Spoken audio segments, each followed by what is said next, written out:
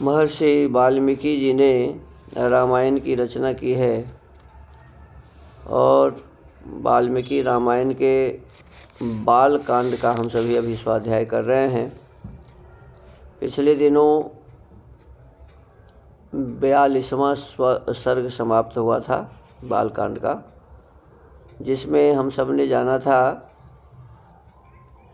कि भगीरथ पर ब्रह्मा जी प्रसन्न होकर भगीरथ को कहते हैं कि अब आप शंकर जी को मनाइए। किनको? और शंकर जी को प्रसन्न कीजिए।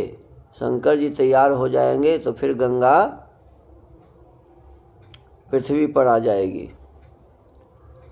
और गंगा को भी वो कहते हैं, जो गंगा जब वहीं उनके पास ही है तो शंकर जी गंगा लाएंगे, इसका क्या मतलब? वो तो सीधा कह देते कि भाई गंगा तुम जाओ पृथ्वी पर।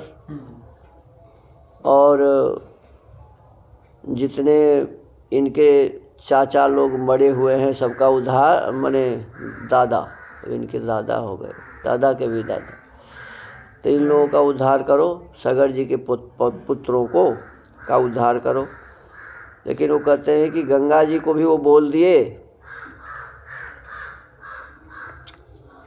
और ब्रह्मा जी ने भगवती गंगा से भी भगीरथ पर अनुग्रह करने के लिए कहा, ऐसा लिखा हुआ है। और इसके बाद वे संपूर्ण देवताओं तथा मरुदगणों के साथ स्वर्गलोक को चले गए। अब जिस समय भगीरथ जी से वो बात कर रहे थे उस समय कहाँ थे? जहाँ भगीरथ जी तपस्या कर रहे थे। भगीरथ जी को कोई संतान नहीं था, भगीरथ जी तपस्या कर रहे थे, तो उसी समय में ब्रह्मा जी आए उनके पास। अब आगे 43 सर्गः।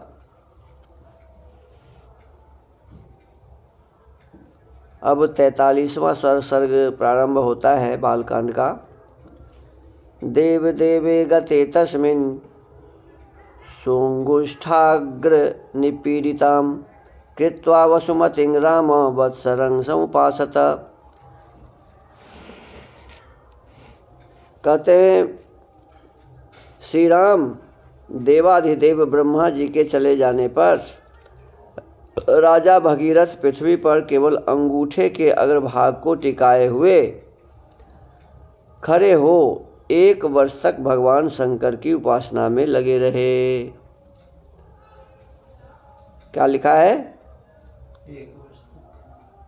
विश्वामित्र जी भगवान राम से, अपने शिष्य राम से कहते हैं कि हे श्री राम, देवों के देव देवाधिदेव ब्रह्मा जी के चले जाने पर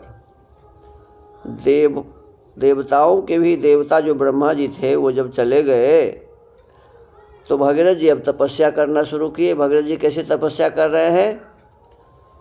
1 अंगूठा को पृथ्वी पर लगा दिया और उसी पर पूरे शरीर को खड़ा कर दिया।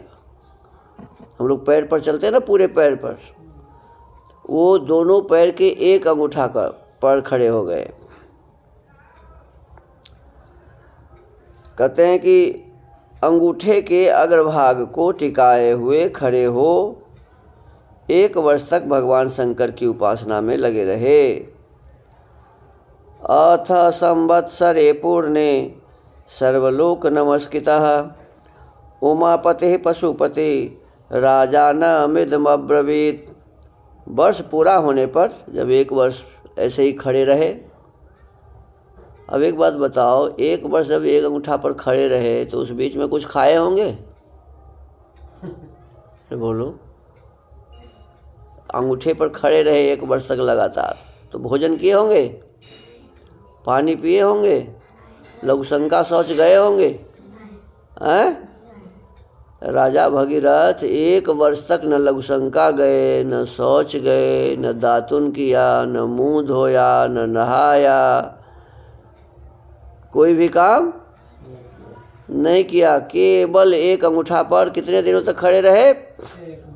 1 वर्ष तक एक अंगूठा पर खड़े रहे और शंकर जी की उपासना करते रहे।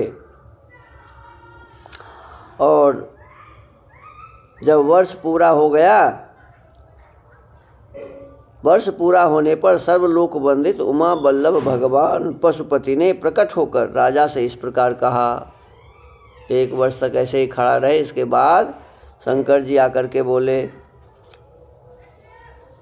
प्रीतस्तेहं नरश्रेष्ठ करिष्यामि तव प्रियं शिरसा धारयिष्यामि शैलराजसुतामहं।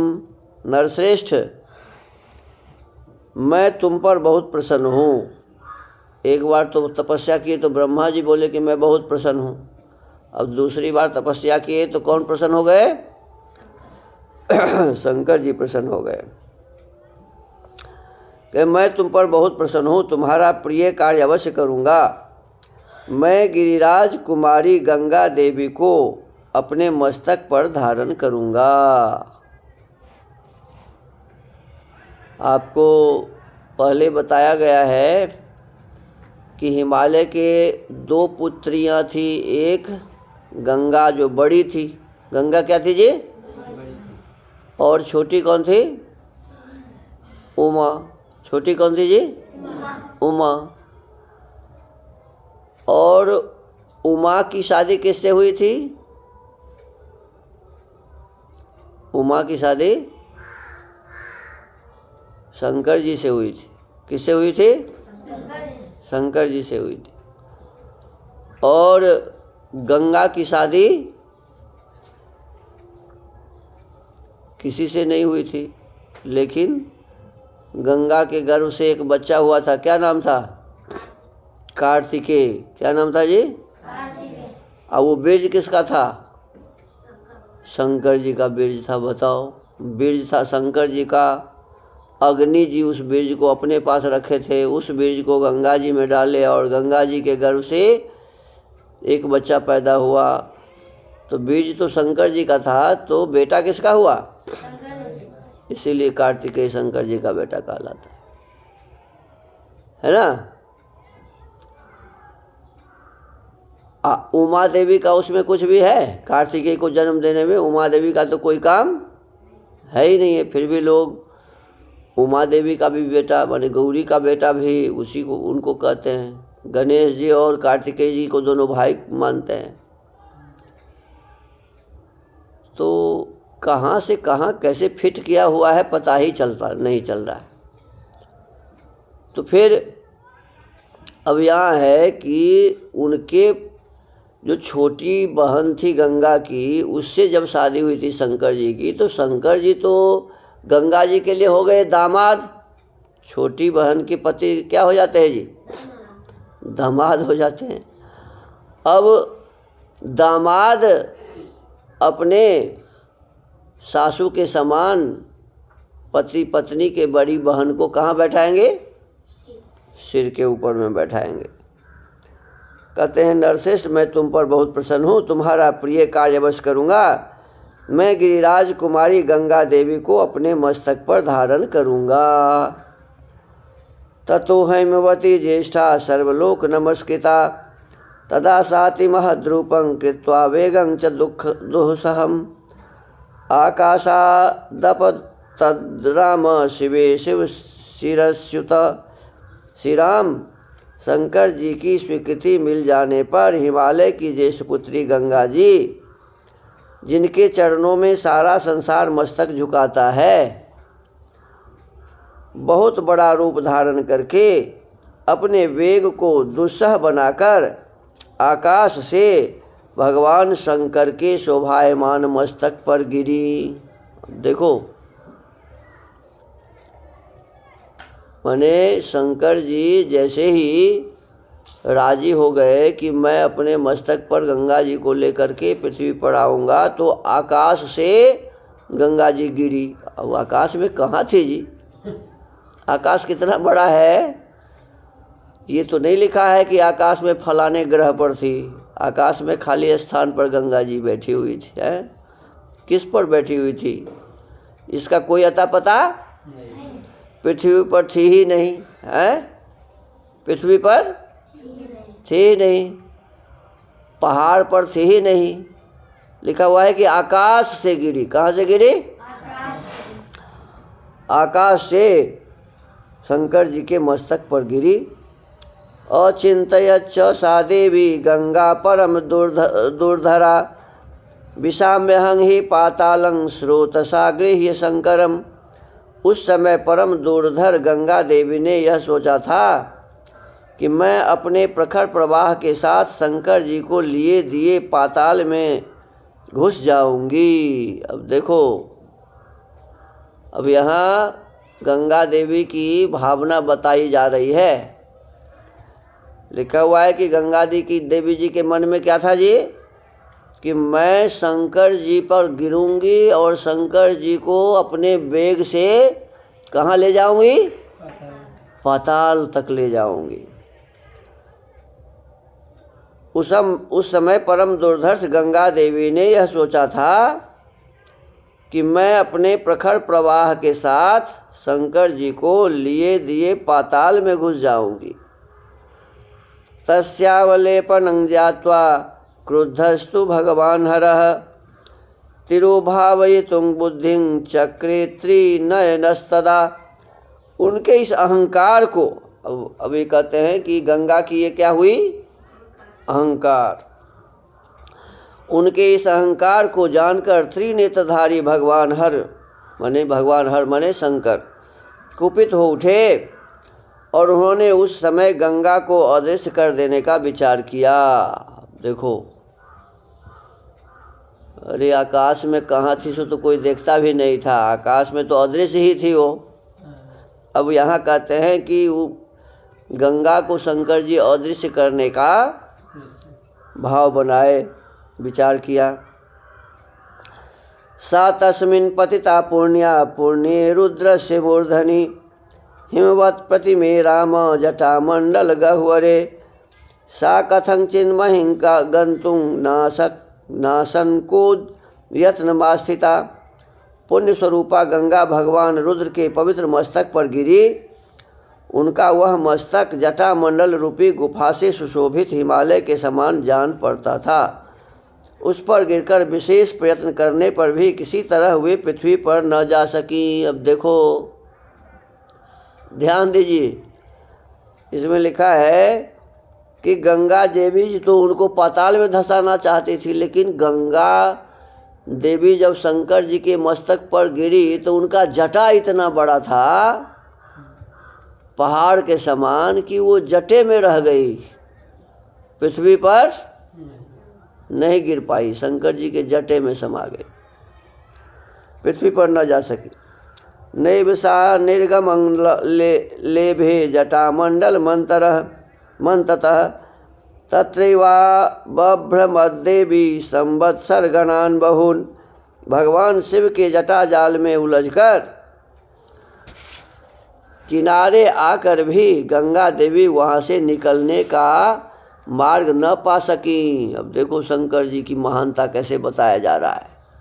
शंकर जी का जटा इस प्रकार का था, बताते हैं कितना बड़ा सरोवर था कि समुद्र था, उसी के भीतर में उलझ कर रह गई गंगा,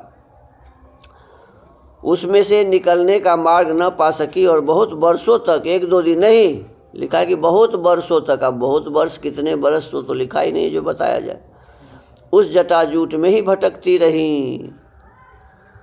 गंगा देवी का अहंकार चूर हो गया। वो शंकर जी को क्या पाताल में ले जाएंगी, वो खुद शंकर जी के जटे में उलझ गई, भटकती रही जटा में। ताम अपश्यत पुनस्तत्र तपः परममास्थितः स तेन पोषितश्चासी दत्यंतं रघुनंदन। भगीरथ ने देखा गंगा जी भगवान शंकर के जटा मंडल में अदृश्य हो गई हैं। क्या देखा भगीरथ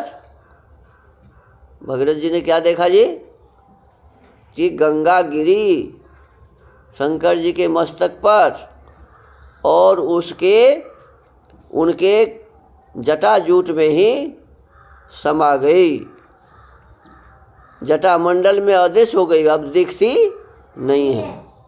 तब वे पुनः वहाँ भारी तपस्या में लग गए। और जब शंकर जी के जटा में वो समा गई, कुछ पता ही नहीं है कि कहाँ अब चली गई गंगा। तो फिर तपस्या करने लगे। कौन? भगीरथ जी। 1 वर्ष के तपस्या से कोई काम नहीं चला। फिर तपस्या में लग गए। उस तपस्या द्वारा उन्होंने भगवान शिव को बहुत संतुष्ट कर लिया। एक बार तो किया ही था संतुष्ट, फिर दोबारा तपस्या करके शंकर जी को संतुष्ट करना पड़ा। अब इसके आगे जो विषय वस्तु है उसका पाठ हम अब कल करेंगे। देखो, विशेष रूप से इसमें समझ में आता है कि ये सब बात बतंगर है केवल, इससे कुछ भी समझ में आता है। देखो, आकाश में गंगा कहाँ थी, गंगा कहाँ से आकाश से गिरी और जटा में रह गई। अब जटा में गंगा रह जाएगा और जटा से बाहर नहीं निकलेगा। तो इस प्रकार से ये पाखंड की बातें हैं। हमको आपको इस विषय वस्तु को ठीक से समझना चाहिए। इसी बात को लेकर के ये जितना कुंभ वाला हो रहा है ना, ये पाखंड, ये सब इसी पर हो रहा है। पहले गंगा का अवतरण ही बिल्कुल देख लीजिए कैसा है। आकाश से गंगा शंकर जी के जटा में आकर के और उलझ गई और पता नहीं कितने वर्षों तक वहीं रही। अब शंकर जी जो वरदान दिए थे, एक वर्ष तपस्या करने के बाद भगीरथ जी से प्रसन्न हुए थे, वो तपस्या अब खत्म, वो बात खत्म। फिर दोबारा शंकर जी को प्रसन्न करने के लिए तपस्या करना पड़ा भगीरथ जी को। ये और तपस्या करने का कि ढंग भी है कि 1 साल तक पैर के अंगूठे पर खड़े रहे, न पैखाना गए, न पेशाब किए, न भोजन किए, न पानी पिए, न कुछ भी न किए, न सोए। हो सकता है ऐसा? कोई भी व्यक्ति अपने अंगूठा पर 1 साल तक ऐसे खड़ा रह सकता है? अब पैखाना भी नहीं जाएगा, पेशाब भी करने नहीं जाएगा, मुंह भी नहीं धोएगा, स्नान भी नहीं करेगा, तो उसका शरीर कैसा हो जाएगा सोचो। तो ये गंगा का शिव जी के सिर में आना और उससे पहले भगीरथ का तपस्या करना, ये सब सशंकित हैं। ऐसा हो नहीं सकता है।